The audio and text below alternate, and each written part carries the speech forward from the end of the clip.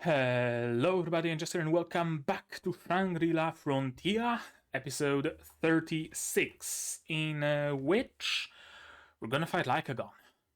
Yeah, that's gonna be something, isn't it? In the previous episode, Sanraku defeated the pile of garbage boss under a minute. That was the record, right? Was it a minute or was it 3 minutes? Can't remember. But he beat the record, in any case. And then he, all the way showcasing us his skills, right? Someone pointed out in the comments that that was probably the purpose of that episode, to showcase what kind of upgrades did Sanraku get. Showcasing the abilities of his new weapon as well, and showcasing the limitations, right? It needs a lot of points into strength, into vitality, especially into tech. Sanraku got some points into strength and tech. Didn't have quite enough to get into to invest in vitality, and vitality is kind of a dump stat for him because he's a dodge tank, if anything. So you know, HP to him doesn't really make much sense. He's a glass cannon more or less. But the helmet he had has enough vitality boost that he can use this brand new weapon. Then he made it to Eleventia, I think so, where he decided where he was to meet with Rei, with Saiger Zero.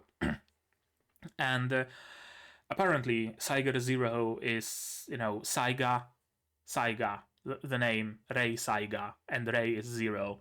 So Rei Saiga is Saiga Zero, and the same goes for her sister, who's what's her face? Momo Saiga, and Momo is 100. So Saiga 100. Amazing name choice, honestly. At the same time, it works, and it works. It works, but little bit of a cybersecurity guy kind of screams in horror within me. But yeah, we know where her name is from, and Sanraku even wondered where he heard it, but didn't quite connect the dots. Not yet.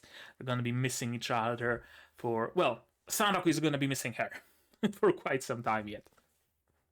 But before that happened, before that reveal, Sanraku made it to Eleventia. Rei was already waiting for him. But Sanraku went to a store beforehand to buy some new gear. He doesn't really have much of a choice. He bought himself a sash, a belt kind of thing, that gives him like 400 to vitality, where the helmet was giving him 500, something thereabouts. And now he has enough vitality points to use those gauntlets from B, which is cool. And he also is going to be a little bit less squishy, which is also an added benefit. And he gets to keep the bird mask, which is the most important bit, of course.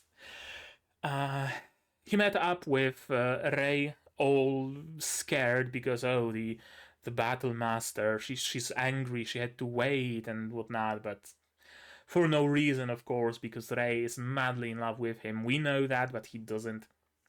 So she definitely cuts a very intimidating figure, so it's no wonder that he's intimidated by her character, at least. And they set off to Fictitia, where they are to meet Rust and Mold. On the way, they fight a little, they talk a little. That's where Sanraku learns her name, and Rei successfully gets Sanraku to call her Reishi, right? Yeah, Reishi. I think that's what they settled on eventually. So hey, second base already covered. First one was meeting with him. Second base is going in the first name basis with a suffix. Third base is first name basis without a suffix, but they are still quite a ways off from that. We also learned Sanraku's thoughts on his curse, right? We also got to talk a little bit about dispelling that curse, how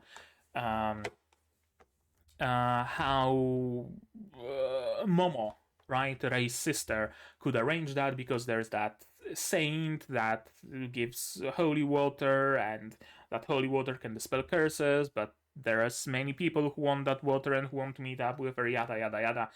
Momo would be able to just cut through the queue, essentially, because she's the guild master at a very large guild. And we learned that Sanraku's thoughts about getting rid of the curse are ambivalent.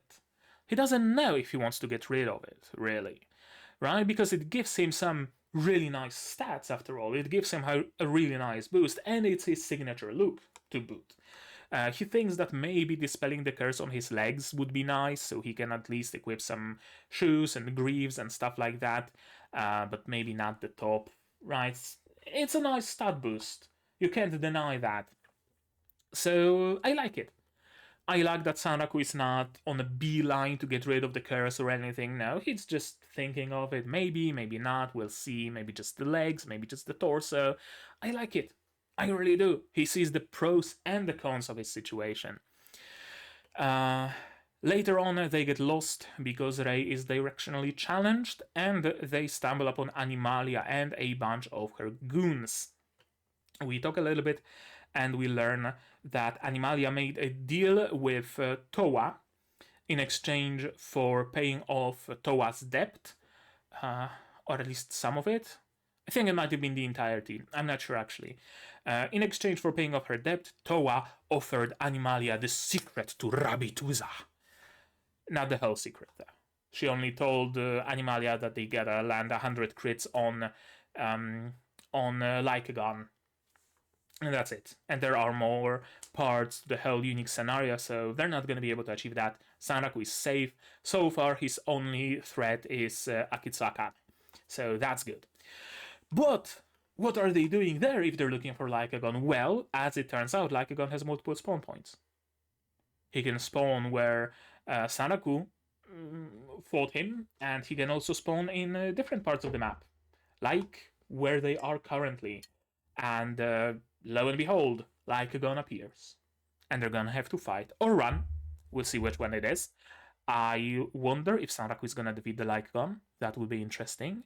If you were maybe given a choice between strengthening the curse and making the effects better, or dispelling it. But if he strengthens it, then the unique scenario continues. But if he gets rid of it, then he exits it or something like that, right? That would be cool. That would be cool. The deeper you go, the higher levels of the curse you have to take, but the more the curse also strengthens you. That would be a cool mechanic. And I can fully see Shangri-La Frontier, the game, making that. So, seeing the pacing of the show so far, what I expect from today's episode is just the fight with Lycagon. There's probably not going to be much more to it. So, how about we just watch and see, right? Shall we? To do that, you're gonna need your subs, of course, to follow along with me. I'm gonna need my sound to hear what's going on in the show. And I'm gonna have to ask you for support. Support the channel if you want to monetarily on Patreon, YouTube down below, or not. Share my content, spread the word, it costs absolutely nothing and helps the channel a lot. And with that, we can start watching Shangri-La Frontier episode 36 in 3, 2, 1, go. Oh, straight into the opening. Oh, I was afraid the subs are not displaying, but they are. That's good.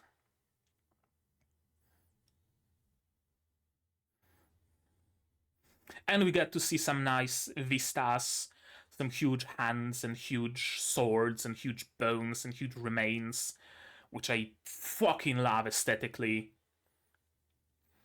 And we heard about like some war that took place eons ago. From the Age of Divinity, yada yada yada. The plot, the lore is slowly connecting.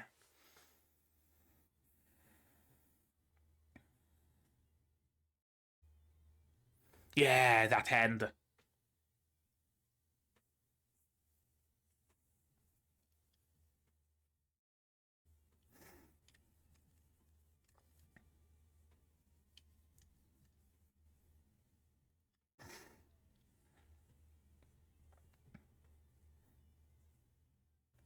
I have to find out if you can, like, trim your eyelashes, because they are the thing that dirties my glasses. They're way too long for my own good. Every time I take off my glasses, there's just a bunch of vertical smears on them from my blinking. Embrace of the Lamplight of Ambition. Part 1! Ooh! Multi-parter.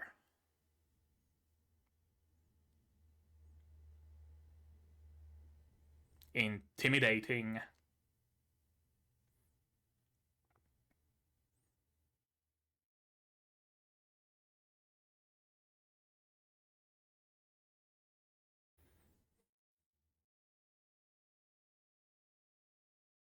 Maybe with a team, they're now gonna be able to actually defeat him.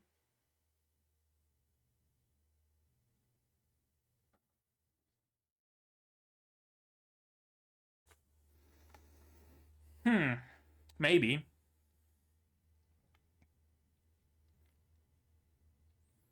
I mean, your stats are higher now, if nothing else.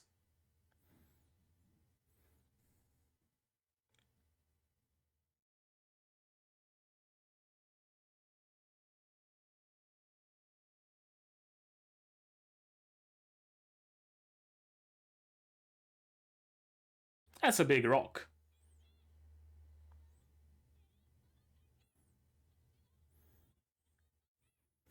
And my camera's blinking. Excuse me. Whoa. Not what I wanted to do. Should be fixed. Join in, of course.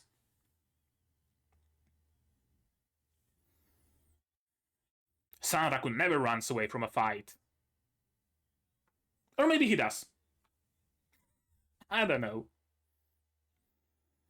Or he's gonna wait for SFZoo to weaken him and then just stab him. That could work as a tactic. Or is Lycagon gonna target Sanraku especially because of the mark? That's also possible.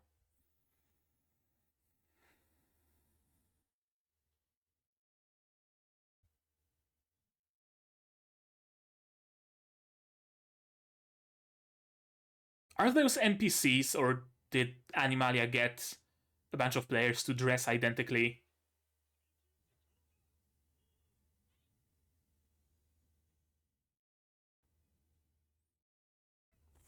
I'm assuming it's like a stacking buff, maybe?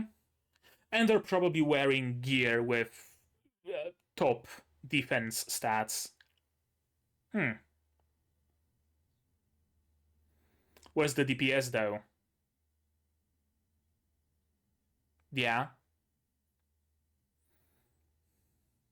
I mean, Sanraku is the DPS here. So that seems to be an, obvious conclusion to this encounter.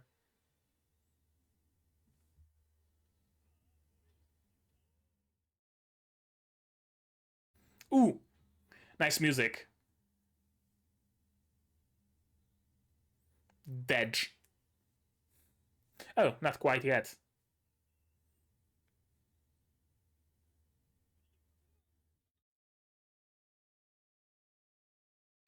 You better have brought a lot of healing pots.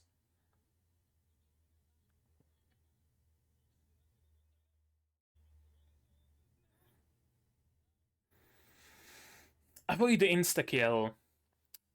Insta-kill was not really avoidable, as far as we know.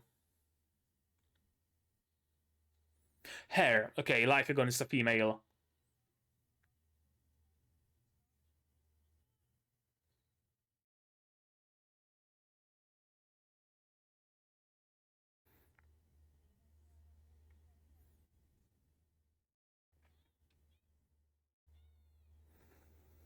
Yeah, but the buffers are kinda exposed without tanks in front of them, and the tanks are flying back left and right. Okay, they need at least a couple of them to hit. That's a good strategy. Fire a bunch and hope at least a couple hit. Not gonna stop Lycagon for long, though. Yeah. Really should have had a DPS attack while Lycagon was immobilized.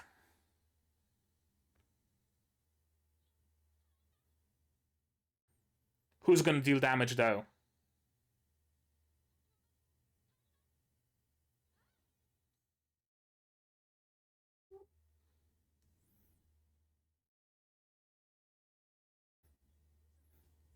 For a bunch of debuffers, yeah.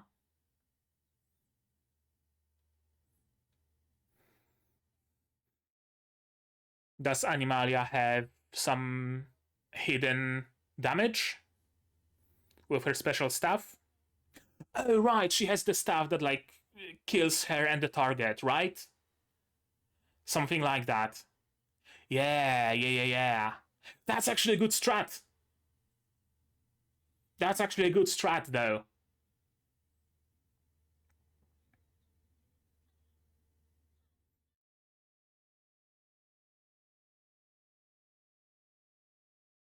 I love the music.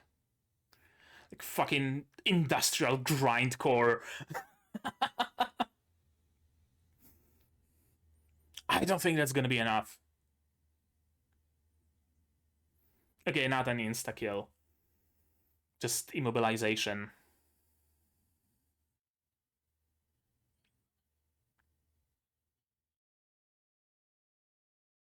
Is that all you wanted? You're not gonna try to defeat it? Oh. Just capture and screenshot. Right, 100 crits.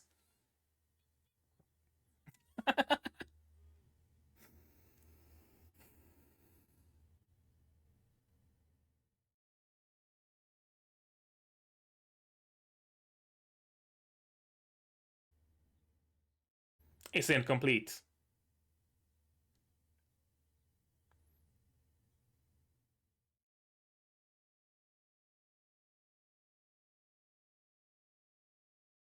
Yeah.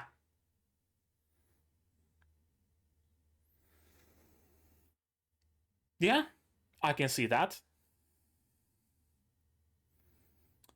Could be that you need a particular class as well. Yeah, safe assumption. Binding the Lycagon and just smacking it in the head with a high crit dagger. Probably not what Vash had in mind.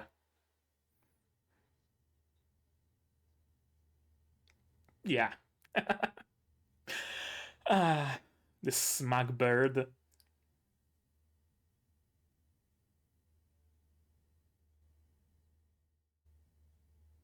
Strength in numbers.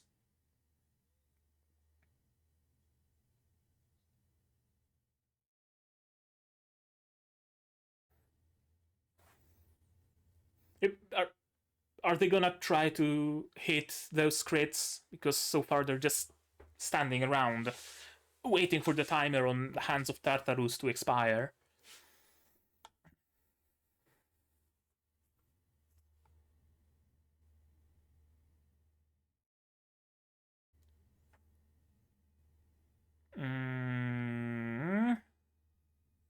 The moon emerges and gives Lycagon more power?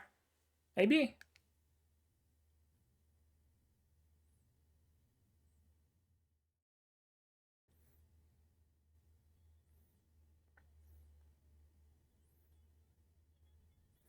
You got 10 seconds left of the debuff. Better be quick.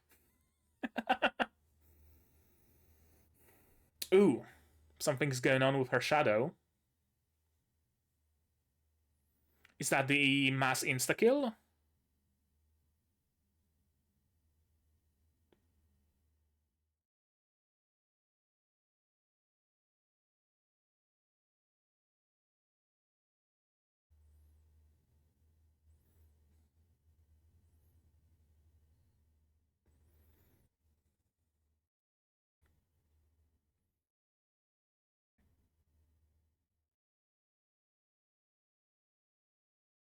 Hmm?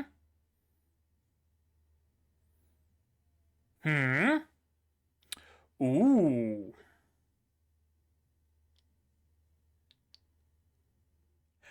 Cool.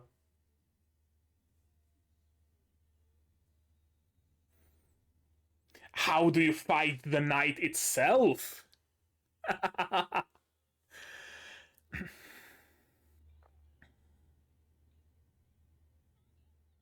Okay, so that wasn't the insta-gib move.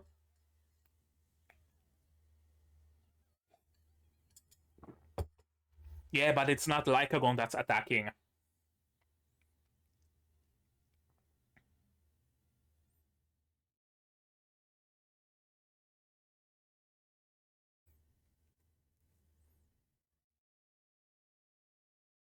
Hmm.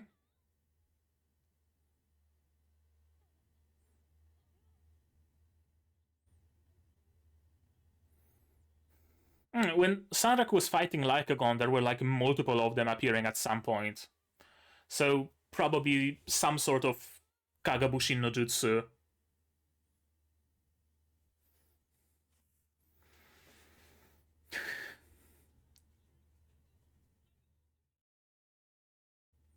Yeah, I don't think there's much to save.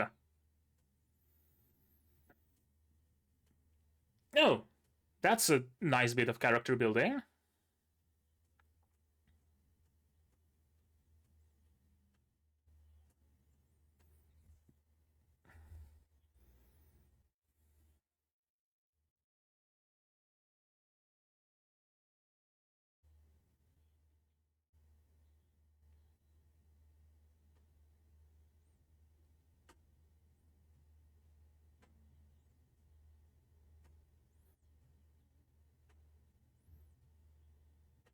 Oh, how so?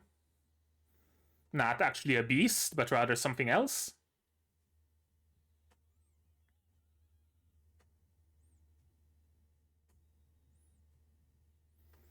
And that presumably dispelled the debuff. Oh, it appeared from the shadow.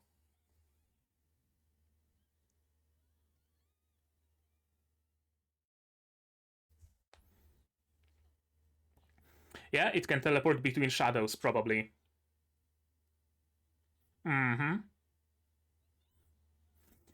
Is the key to defeating Lycagon light?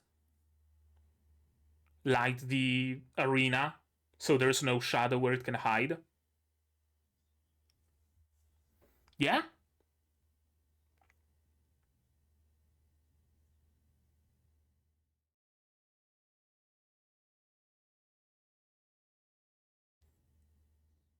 Mmm.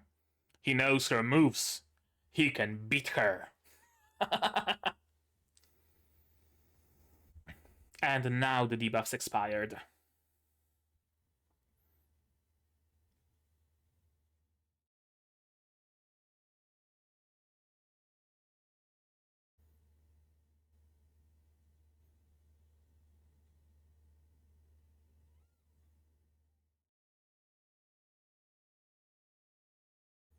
Brutal.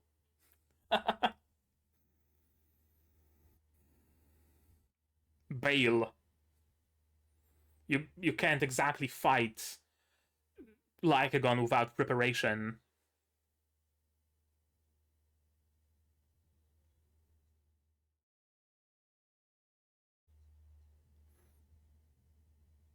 Or are you gonna try?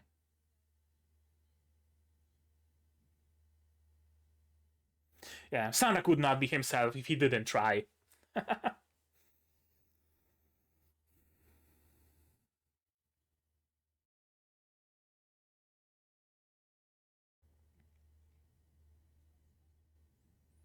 Well, she didn't meet the original prerequisites.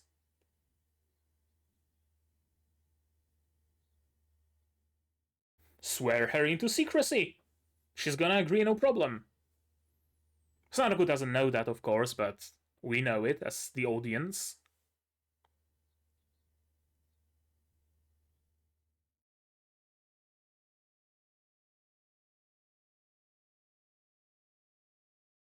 Right, Schwarzwolf probably would not have much of an issue.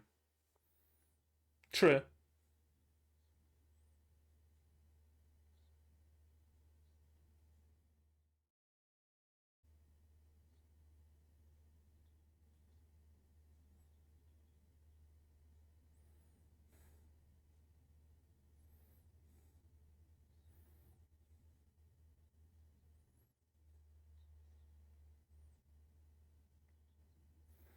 is to turn around and go to 50 Shia. Or you can leave the encounter. Like, you don't have to fight. The Lycagon is not aggroed on you.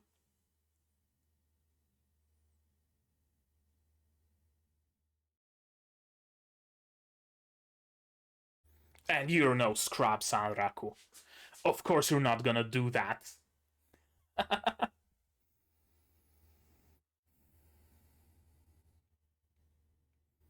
Yeah, you're gonna start from Eleventia.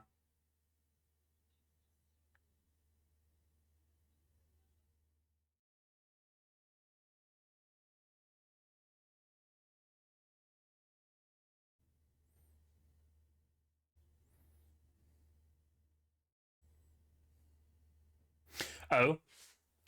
Oh, we get a backstory on them. That's cool.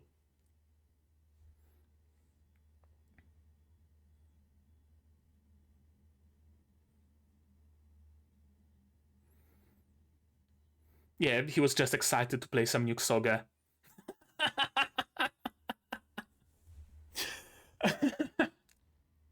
Yeah. Or was it Shangri-La?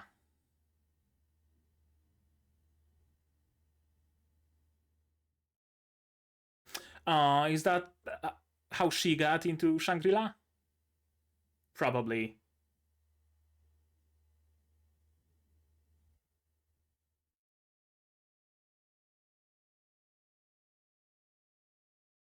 Hmm.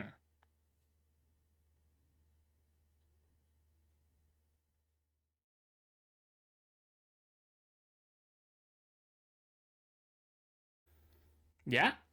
You understand him pretty damn well.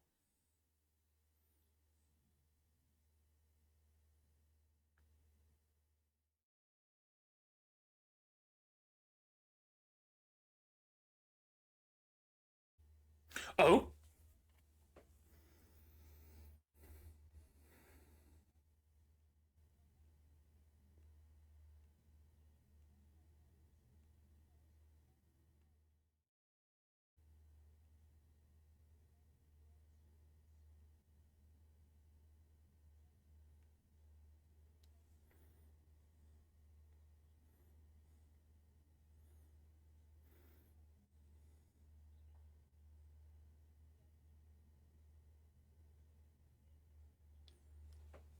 That's really at the core of it, isn't it? It's a game, so just fucking enjoy it. Yeah. Yeah, exactly. It's a great mindset to have in a game. He said so himself.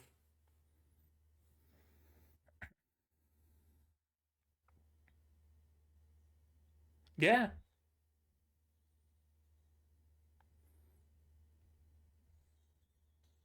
Birdman Unrestrained.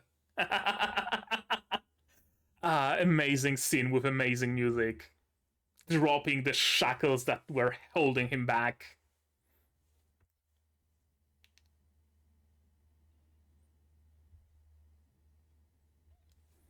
What's with that smug look?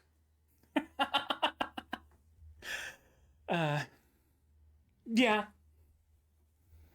A bunch of office politics getting in the way of your enjoyment. And wiped. That would be comedy gold if they just get wiped instantly.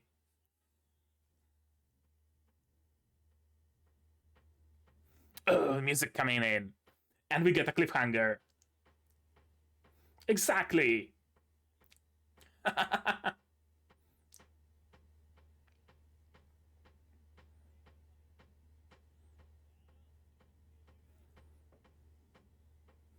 Fighting side by side. Invited to party, that's basically an engagement. All that's missing is a ring.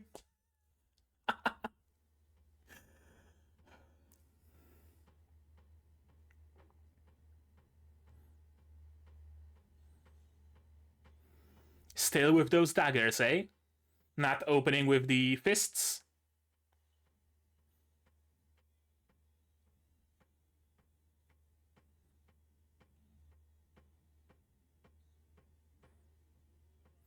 Who cares? Exactly. Just have fun. Yeah.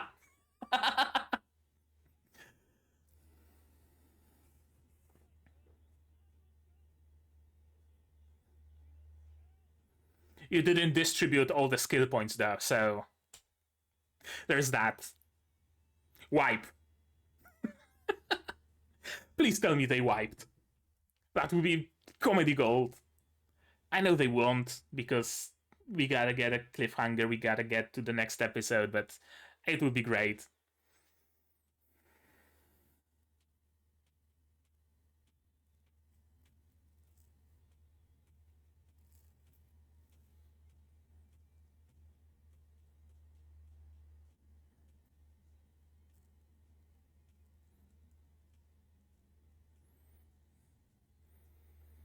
Yeah, so the next episode is just gonna be fight with the Leica gun. Oh, and someone else pointed in the comments how Akitsu Akane wears the mask on the side of her head because scars are on the other side. I wonder if that's actually what it is, or does it just count as a accessory or something?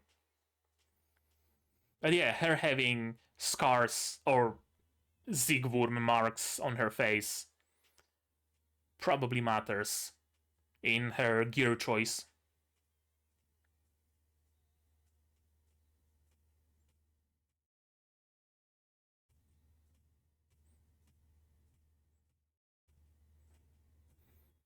Too bad Rei isn't in the ending, also clapping with them.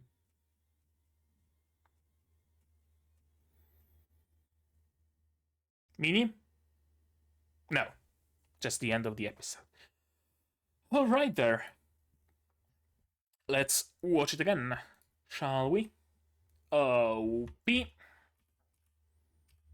And SF Zoo is surprisingly uniform in the gear they're using. I think, could be mistaken, but I think that's because this particular gear has the highest stats for the given role, right? Like their tanks are uniform because this is best in slot for tanking. Their not supporters, debuffers, yeah, their debuffers look uniform because this is the best in slot gear for debuffing, right? That's probably what it is. Because we see other guilds being much more diverse in their gear. Actually, we also see SF Zoo being much more diverse in the gear they're using. So they probably use this gear just for, like, you know, min-maxing. Yeah, probably. What did I... Oh, there was some potato chip or something on the floor that I just squished. I'm gonna have to clean that up later. Interesting strategy. Just tank a bunch and then bind the monster, which gives them a chance to grab some screenshots, right? I mean, that's what they care about the most, to get to see that monster, that enemy, and to commemorate the occasion. And actually defeating is just secondary. Yeah, even with a bunch of presumably overlaying debuffs, it still got him like 489 damage, which is a lot. That's more that's more health than Sanaku has total, so we never survive without this equipment. Yeah, so they probably just have best in slot for the purpose of this particular hunt. They're not just aggroing, they're maneuvering to keep Lycagon in place. Yeah, do not kite her too much to keep her in place so that the debuffers can launch a salvo of binding spells, which temporarily and for a short time bind the monster, giving Animalia time to use her stronger bind. Cool. Actually a cool tactic. Then reinforce that bind. Yeah.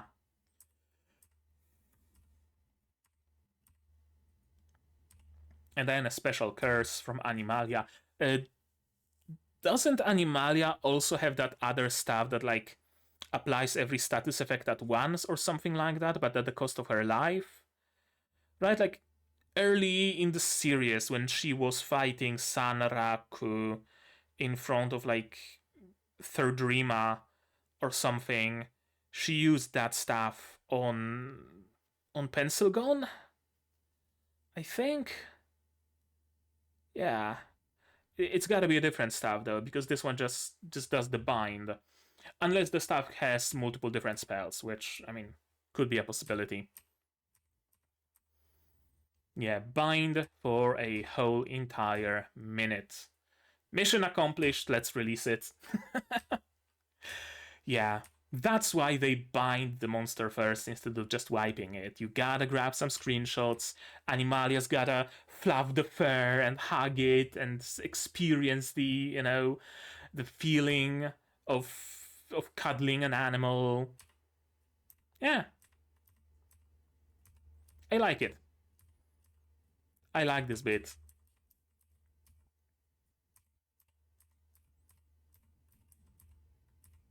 And I like this bit of exploration of Animalia's character. Right? Let's see what kind of fluff Lycagon the Night Slayer's packing. She just wants to fluff all the monsters. That's what she wants. That's explained later, right? Like, hereabouts? Yeah. She can't really interact with animals IRL because they're just all... because she has an allergy to all of them. She can interact with animals at will, however much she wants inside of Shangri-La Frontier. So she does. I like it. I like this bit. Reminds me of Log Horizon and the kids, right? One of the kids, the boy, was in a wheelchair, I believe, IRL, and he was able to run around in Log Horizon, so that was cool for him. Yeah? Or something like that. Cool. I like it. I always like the theme of a character who can't do something IRL but can do it in virtual reality or when mind controlling a robot or whatever, right? That's always fun. Yeah, Lycagon the Night Slayer. It's not a Night Slayer because it attacks at night. It's a Night Slayer because it uses the night to slay. It is the night. And it slays. Yeah, it's a dupe. I think Sanraku faced like 5 of them or something. I can vaguely remember a scene where the main Lycagon was standing in the middle, Sanraku was falling behind with his legs cut open, and then more Lycagons started emerging from the darkness, right? There was something like that.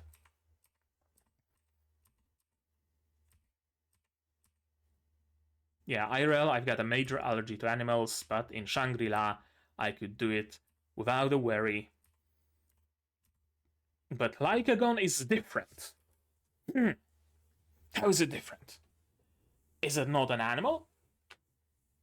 Maybe. It is the night. Just a personification of night, except instead of person, it's an animal.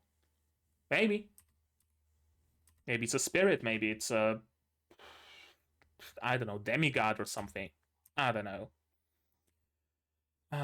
Some kind of move? Yeah, it can, of course, teleport anywhere there is shadow. Classic for shadow creatures.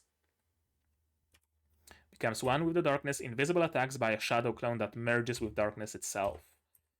I wonder, I'm gonna note it down actually, that the way to defeat Lycagon is with light. The way to defeat Lycagon is lighting up the arena. Right, like presumably, if there's no darkness, Lycagon can summon the darkness clone. If there's no darkness, Lycagon cannot teleport to the shadow, right? If there are no shadows. So maybe, right? Like summon a gray concrete box to enclose the arena, summon a bunch of lights, And there, maybe that's the way to defeat Lycagon. Or it would at least make it easier. Or maybe there are some other ways to turn night into day.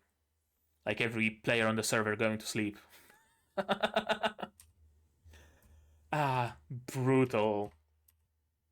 You sometimes really forget it's just a game, right? I love it. Once in a blue moon, chance for a payback, yeah, but... Yeah, what happens if the secret gets out, right? Her clan is hunting for Lycagon, and I wouldn't want that information to leak out. You gotta take into account the politics between clans. Schwarzwolf would probably be able to do that, and I wouldn't want that to happen. She's already saw that technique. I can't feed her any more information. Yada yada yada yada yada yada yada yada. Yo! Have fun! Simple. Inter-guild politics are not fun. Playing the game is fun. Saraku got way too entwined into the whole alliance and guilds and trying to not leak information and whatnot that he kind of forgot to just have fun. Thankfully, he has Rei by his side, who was brought into this world of Shangri-La with Saraku's happiness. And now she's paying it back in kind. I love this little backstory on them.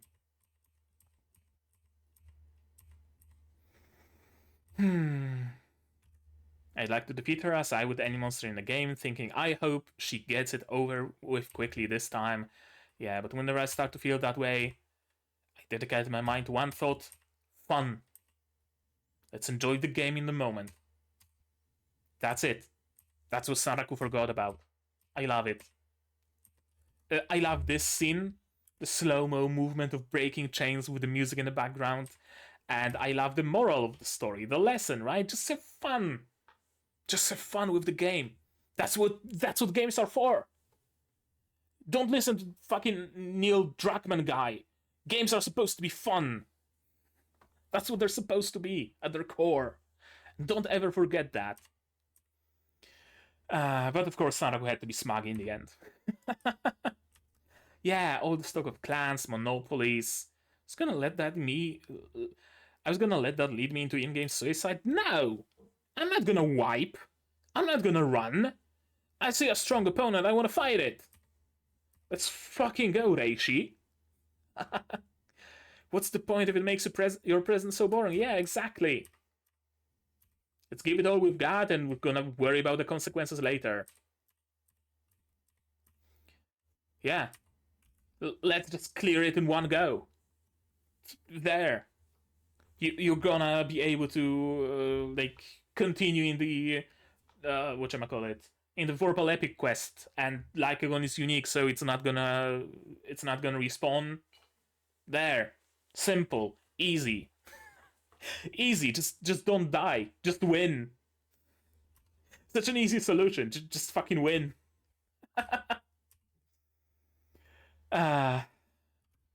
Great scene.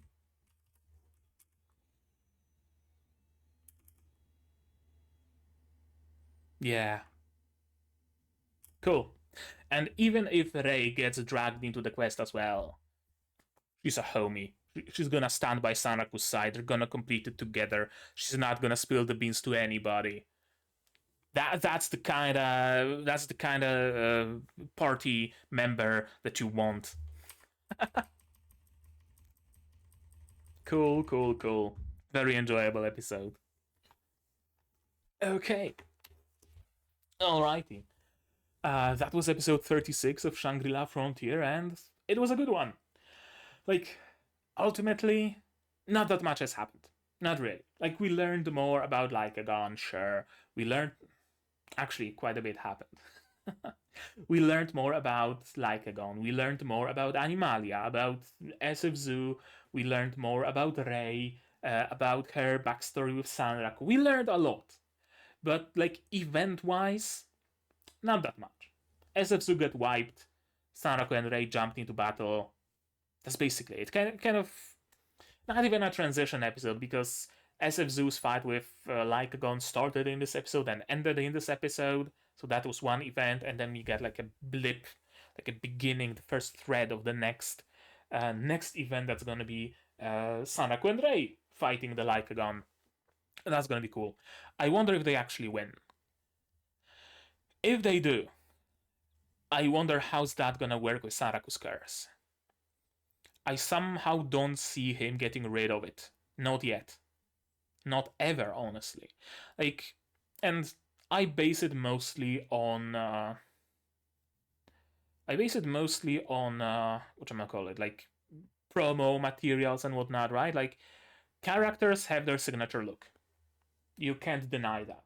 Even if they change their gear sometimes, even if they change their clothes every now and then, they are ultimately similar, right? Like, Naruto changed his clothes at least a couple of times, but the color scheme was always some sort of black and orange, right? And always the bandana, and always the spiky hair and the whiskers and whatnot, right?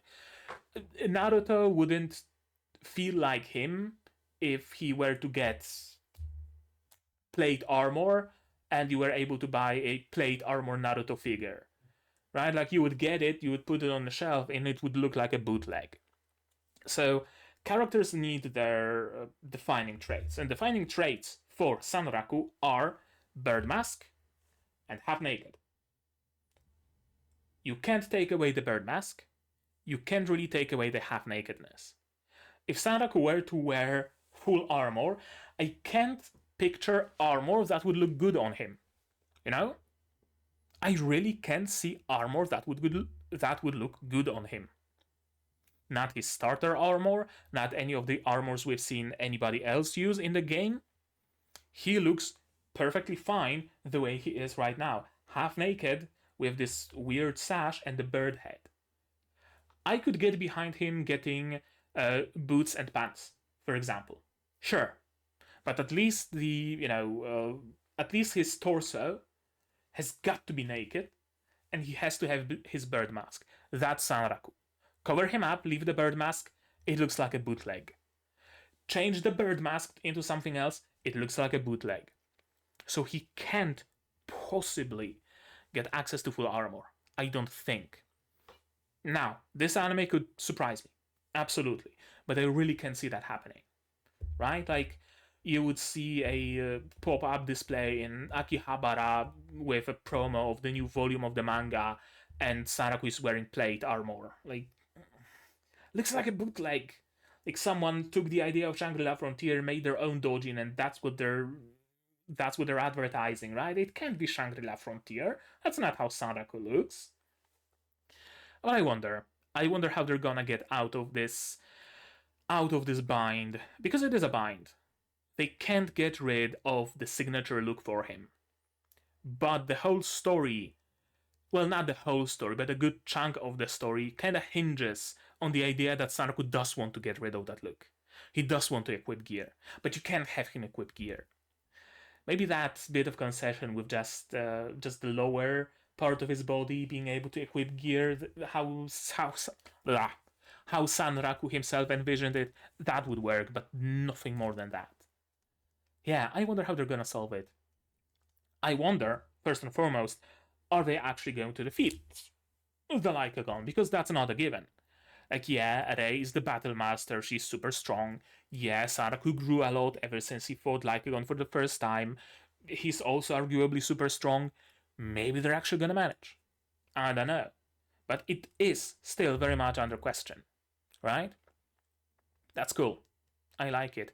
That's actually one of the reasons why I tend to enjoy anime that takes place in a game, because paradoxically it introduces actual stakes in a way.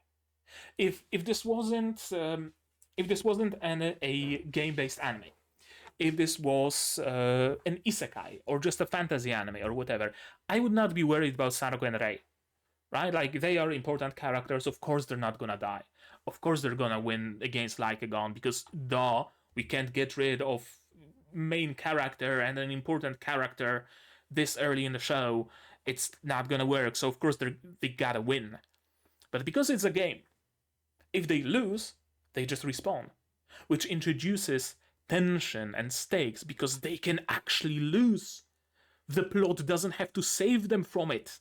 No one is safe from death, in a way, in a fight, right? I like it. I really do. I'm gonna wait for the next episode because it's gonna be cool seeing them fight like a gun and seeing Sanraku and Rei grow ever so closer together. It's great. I love their chemistry. That's also super fun to watch how much in love Rei is and how oblivious Sanraku is. But they're gonna grow eventually closer. They're gonna be like fucking, at least on Sanraku's part, they're gonna be like fucking Ladybug and Chat Noir, right? Marinette being in love with Chat Noir. What's his face? Adrien being in love with Ladybug, but Ladybug and Chat Noir not really caring much about each other, and Adrien and Marinette not particularly caring much about each other, right? That's a fun chemistry, fun mechanic between characters. Now, of course, we know that Rei knows of Sanraku's alter ego, and she loves him under every single form, but Sanraku doesn't. Would be interesting if he actually fell in love with Rei Saiga, but didn't particularly care much about Rei Saiga. Saiga Zero. Yeah, he grew to enjoy spending time with Saiga Zero, but Rei Saiga, she's just a girl at school. I didn't particularly care about her. Yeah, that's a cool show. I really like it. I really enjoy it. And just like games, it's fun. It's fun. The moral of the story in today's episode was just have fun. And this show is just fun. And I'm having fun. And that's what matters. Good. Yeah, that was a great episode. I enjoyed it a lot. But you guys, you tell me, what did you think of this episode, of my reaction, my theories, stuff like that, in the comments down below. No spoilers, please. Spoilers can go to my Discord if you like. Like this video if you liked it. Subscribe to be notified of future videos. Not only Shangri-La Frontier, but, well, done, finished. But there's also Arifureta, Mao 2099, Mahonare, plenty others coming in the future. Click the bell to be notified when I go live and when those videos go up, of course. Support the channel if you want, monetarily on Patreon or YouTube down below, or not. Share my content, spread the word. It costs absolutely nothing to do so, and it helps that channel an awful lot. And with all of that out of the way, that's gonna be it from me for today. So as always, you guys do all the good stuff, and I'm gonna see you in the next one. Cheers! And here's my wonderful Patreons: QBs, Rainer, Dr. Watt, Akamanson, Marsh, Fassel, and Hans Peter. And you can join them if you want without having to fight like a gun.